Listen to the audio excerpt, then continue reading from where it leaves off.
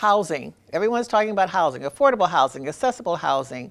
You want to learn about housing? Then stay tuned to Real Possibilities.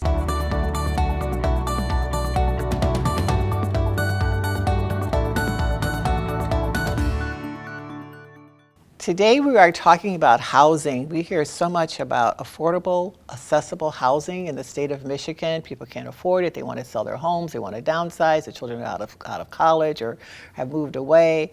And we have three what I consider very resourceful, I won't call you experts, but very resourceful people here to talk about housing options for young people, for older adults, for everyone. So thank you so much for being a part of Real Possibilities today. Yeah. So let's just talk, when we talk about housing, particularly accessible and affordable housing, who are we talking? What's the market that we're talking about? Older adults primarily, or young people? Anyone have a comment on that? Who are we talking about? We've got a young person. We've got some not so young. Thank you. That was very kind. Accessible and affordable housing impacts everybody. Mm-hmm. Correct? Right. Well, I would. Yeah.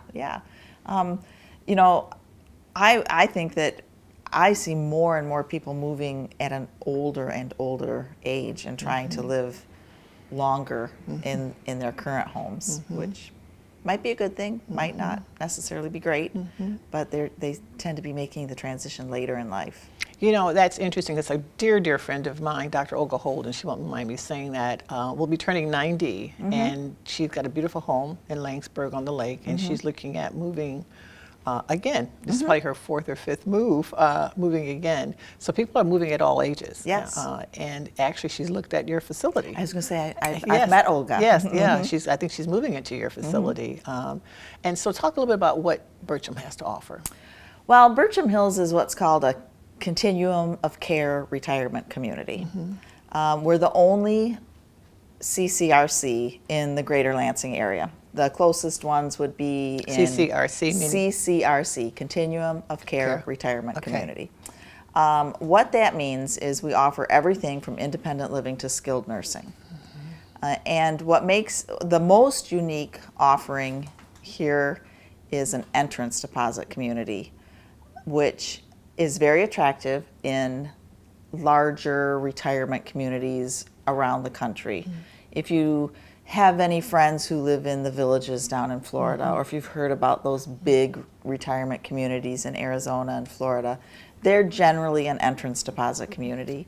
And what that means is you put down an entrance deposit, generally you get that entrance deposit from selling your home. You take the equity of your home, you put it into your retirement community, and then you're assured of a place in that retirement community for the rest of your life. You transition, you move in independently. That entrance deposit offsets your initial monthly rent, and then as your health needs change, you might change from independent living to assisted living.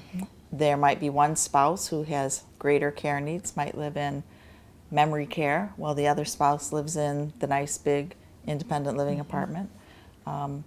So we offer everything. Yeah. And on our property we have independently owned condominiums. They're on Bertram Hills property. Bertram Hills owns the land, and then people own their own condo and can utilize some of our services. You know, I first heard about that when Dr. Phil Gannon, who used to be president of Lansing Community College, and his wife Lois were perfectly healthy. He had just built an airplane and flew it. She was perfectly healthy, and they both moved into a facility in Florida together so that they knew they were aging. So that's an option for people to think about even before they have to move, are required to move. And then there are other options, Ms. Diane Bright, occupational therapist, of people who, when we survey over and over again, folks want to stay home. They want to age in place. 89% want to age in place. And the interesting thing is that when we say they want to stay home, the home is the most personal building that you ever have any access to or stay in. But home also is defined more of what surrounds you there. So when you say, I want to stay where I am or age in place, I want my neighbors, or maybe the ones around the corner, but it's all about that whole milieu of what makes your home, your neighborhood. And I want to say, having recently done that downsizing and recently done that move, I don't miss the house, I don't miss some of the things we talked about earlier. It's so much bigger and so much, sometimes when I'm looking for something in the closet, but other than that, but what I miss is 35 years of the same people. It's 35 years of the same, when I drive past that area to go to Home Depot in another city, it's home. It's always every street. So going back to something that we just heard, the house can be your friend or it can not be your friend. And we talk about universal design concepts. Most house of stock of housing since the 1940s has not been inclusive design or universal design. And that's where, if you are looking to stay in place, the place being that neighborhood, that's where we bounce into, can someone else in the family live in that house that it's not meeting your needs? That you're not disabled. The environment is disabling you. You know, you have steps, you have a small bathroom, you can't get in and out, your laundry's located in the basement. All the things that you'll see be more of a problem as just what doesn't last anymore with aging in terms of physical capabilities. But whether you modify that house, which is a much more costly effect, or look at an ADU, which is an auxiliary dwelling unit. A lot of times family lives in the big house, daughter, whatever, caregiver, and the auxiliary unit in the back is where the family members that need the help live. And so there's all kinds of ways of making it work. And that's what this program's all about, is just looking at options. And we always say at AARP, we want people to age with dignity and to have choices as they age, and to age with respect. So there's no one size fits all here. But one thing that you said, and I want to get to Jason in a moment, that's something you shared with me earlier too, is that there's a whole social isolation even at home. Yes. And so even though you're in that neighborhood, when people start moving or dying or leaving that neighborhood, you could be in your home, and if you can't get out, you are in home where you want to be, but you're isolated.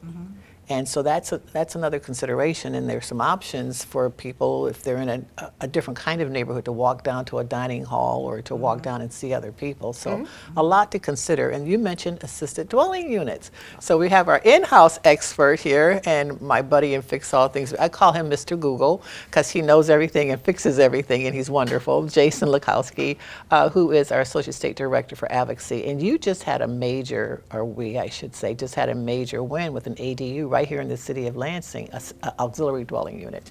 Yes, so what is an auxiliary dwelling unit? Yes, so accessory dwelling units are not a new concept by any means. You may have actually heard of them as something referred to as carriage houses, granny flats, or in-law suites.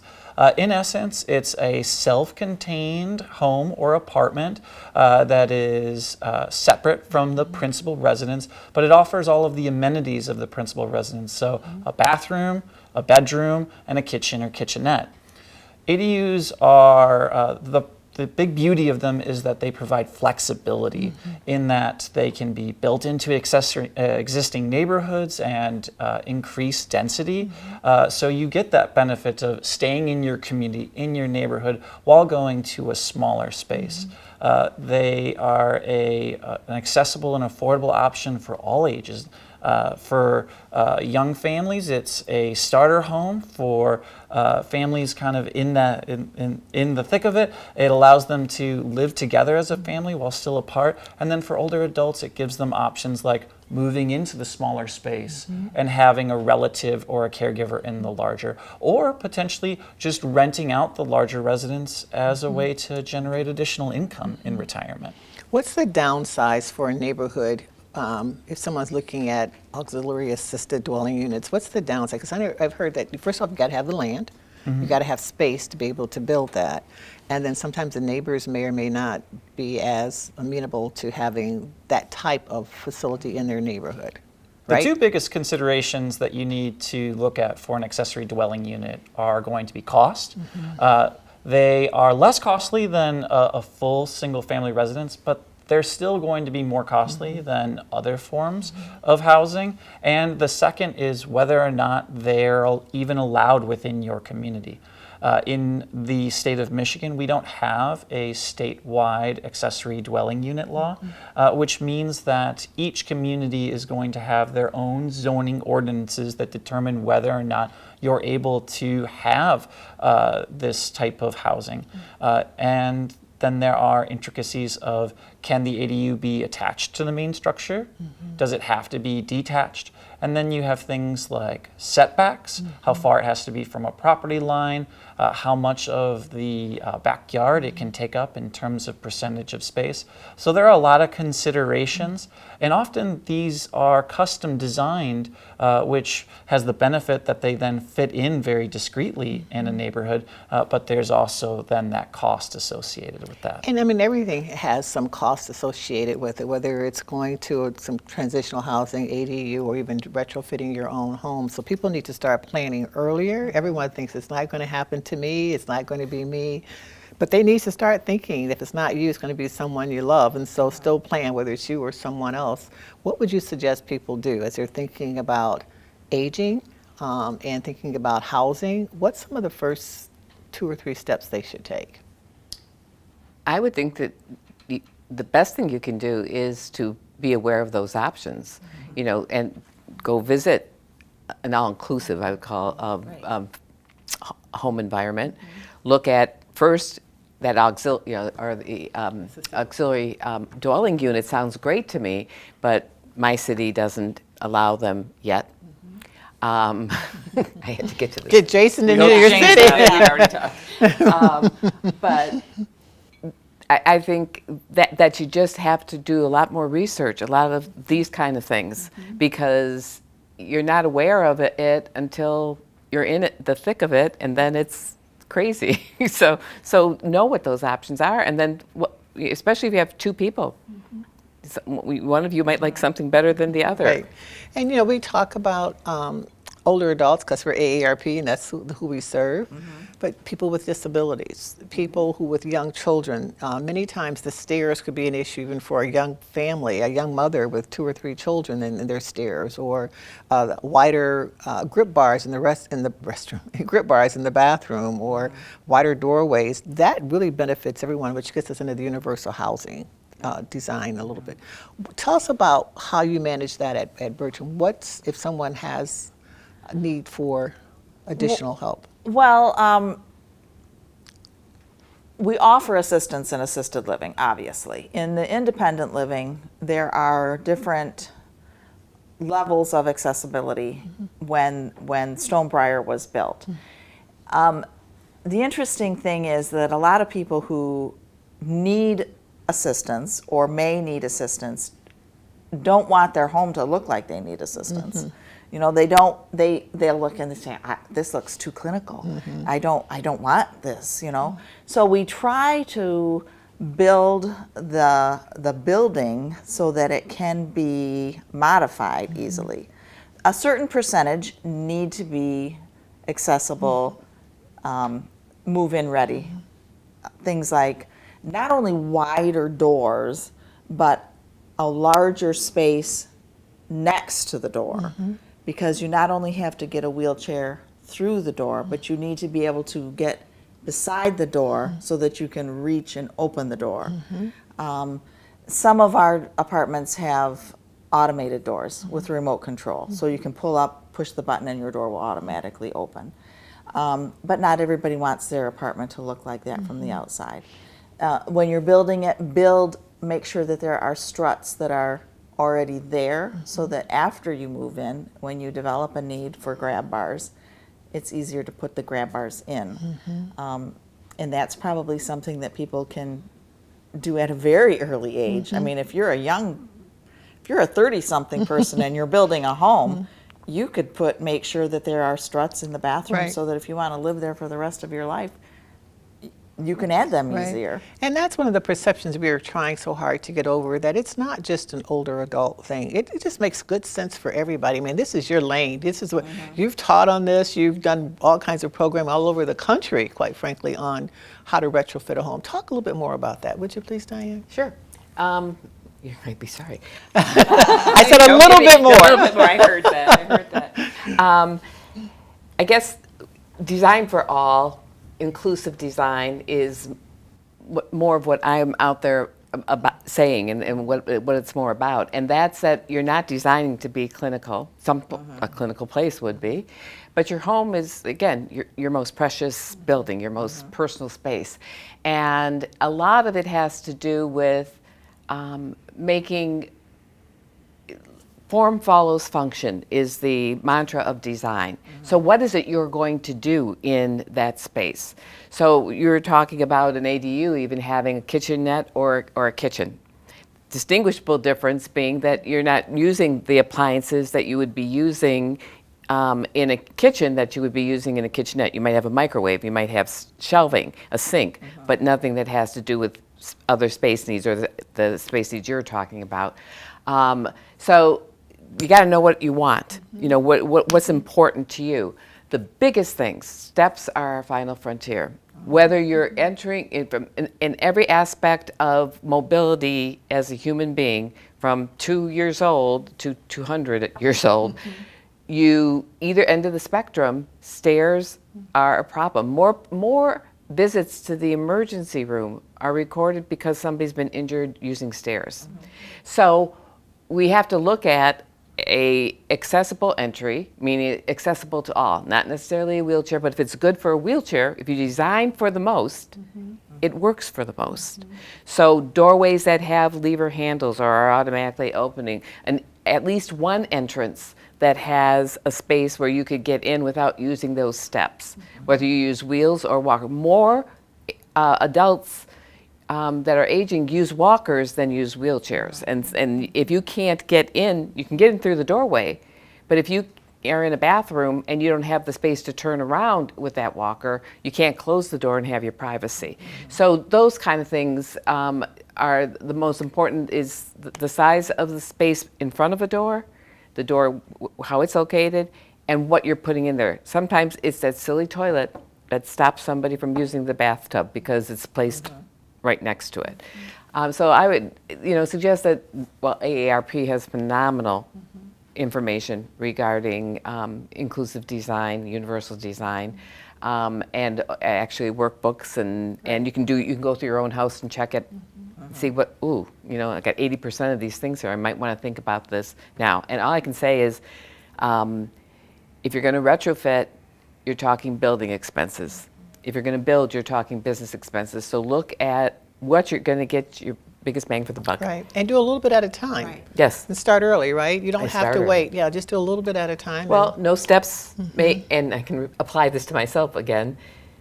How wide's that door for moving that couch in? Why do they have that little half wall so you can't make the 90-degree turn? Those kinds of, open space, open concept, and get rid of those darn steps. And you can do it by grading a walkway. Yeah. It doesn't have to be, if you already have something, or you're building, it doesn't have to be no basement or anything like that. Yeah. My daughter just talked about aging, just had a baby, and the first thing that they said to her was, do you have steps at home? I mean, this is young, old, whatever. The steps can be a real barrier. And you talk about, I know we're running out of time. We've got a minute and a half left, and this is such a rich conversation. But when you talk about certain communities not having ADUs, what do people need to do, Jason, if they want to advocate for assisted auxiliary dwelling units in their communities? That's a great question, Paula. AARP actually provides a fantastic publication called the ABCs of ADUs. It provides additional information in terms of ADUs, the types, and then things that you can do. And AARP actually has model legislation for both the state and local communities to be able to write an effective ADU ordinance. So if you're looking in your community, if you've reached out to your planning department and they say they don't allow them, you can then get that publication from aarp.org and you can send it to your planning officials, say, we need more flexible and affordable housing in our community, and here's a way that we can do it. And then you can always reach out to us here at AARP too. Let us know what you're doing. We're always looking for new communities to be able to expand. Absolutely. And one of the things I remember when we were advocating the Lansing City Council, we actually had a young person there giving testimony, and we also had older adults there giving testimony. So it just goes to show that this is an issue that impacts every single age, every single person. If it doesn't now, it will soon. We've got 10 seconds left. Comment?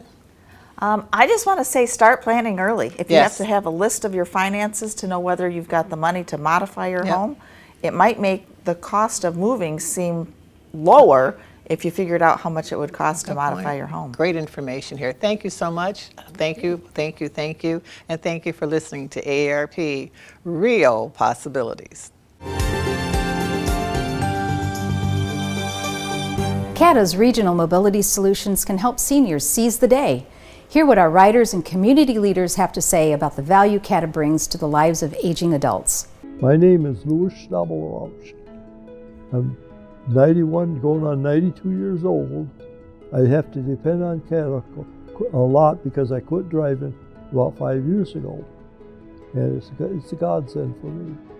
I shouldn't be driving, and because my reaction time is slower, my vision's not as good as it was 30 years ago. I ride free because I'm a veteran. Well, a lot of times I have to go to VA clinic on Cedar Street with a CATA. I use CATA 3 or 4 times a week. I use Ready Ride mostly. Sometimes go shopping. I ride free, and I appreciate that. Well, that's really something I don't have to pay to get on. Then I know that I can call them up, and they're pretty good about being punctual and stuff like that. I'll say that. I get to meet other people. I feel as it amazes me that some of the drivers will recognize somebody that they've seen 4 or 5 years ago. They remember their names. It amazes me how those on the CATA drivers, how helpful they are. I don't need help, but a lot of people do need help. And like they have a bicycle, they put that on the front, or like they'll bring some groceries out, they'll help them with the groceries, put them inside the car. So that impresses me. I'm Tracy Anderson with Impart Alliance at Michigan State University. Today I'm joined by Dan and Jennifer from Mount Pleasant. They're here to talk with us a little bit about the current crisis in our state with the shortage of direct care workers. At this point in time, our state needs at least 36,000 more direct care workers to meet our current need. And that's a big number. And I just hope that people realize what direct care workers, what impact they make in our lives and in people who need that.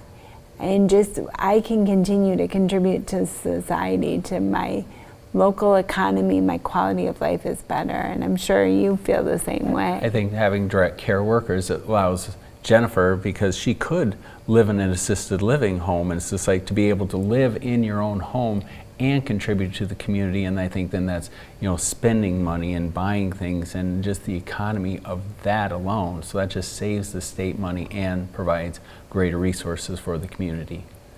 And it certainly makes the quality of my life better. And I can go out and I can leave my house. I don't want to say trapped in my house, that sounds so dramatic, but if I didn't have a direct care worker, if I didn't have Jen to be able to drive me places or to help me with opening bottles while Dan continues working, that would totally impact both of our lives. And I think with your doing that in the home, not only does it benefit the person who receives the care, but then it benefits everybody else within the family because you have that assistance. Thank you both. To learn more about direct care and the advocacy around this issue, please visit our website at impartalliance.msu.edu. So we've all talked about the sandwich generation. What is the sandwich generation? What do we need to know about? Yeah, the sandwich generation is the generation that ate sandwiches. No, it's not that. Sandwich generation, the idea is you've got folks who are caring for parents and caring for their own children, and they're kind of in between. And we could spend the rest of the day talking about situations we've had where kids did just that. The sandwich generation was a real thing. It was everywhere. It's what happened. What we're seeing now, though, is that's really kind of past. the generation of kids, and there's still a lot out there. I'm not saying there are none. There are a lot out there. But what we're seeing more and more is when the kids try to take care of mom and dad, they'll come to us and we'll say, well, here's the PACE program, here's these other supports that you get. Oh no, we're going to take care of mom ourselves. Well, they're back in 2 weeks saying, I had no idea that there was so much involved. And so, for your own sake, you know, if you're counting on your kids to care for you, nowadays, I mean, back in the past, yeah, that was a real thing. Right. And you could get help from the church lady. Right. Well, the church lady needs long-term care herself right. now, and she's not right. being brought along. Mm-hmm. And so, you know, you've got to do the planning. This is what the elder law is all about. Is about making sure that when you need resources, the resources will be there. The resources you paid for will be there to serve you. Yeah. And that sandwich generation, it was a real thing, but... And that caregiver needs to take care of themselves. So thank you so much, David. I appreciate that. Thank you. Dr. June, so many people don't know the difference between inflammation and autoimmune. Share with us what they should know. Well, that's a very large question, and so I'll give you a very small answer. Is inflammation isn't necessarily autoimmune, so a lot of people do get that confused. An example, if someone were to hit you with a baseball bat, and I hope that never happens. Yeah, they better hope it never happens. Yeah. You're going to swell up and you're going to get localized inflammation from damaged cells. That doesn't mean you have an autoimmune problem, it's just a localized inflammation. Sometimes people get things called gout, and that's technically autoinflammation, and your immune system's trying to fight back, but it's not necessarily autoimmune per se.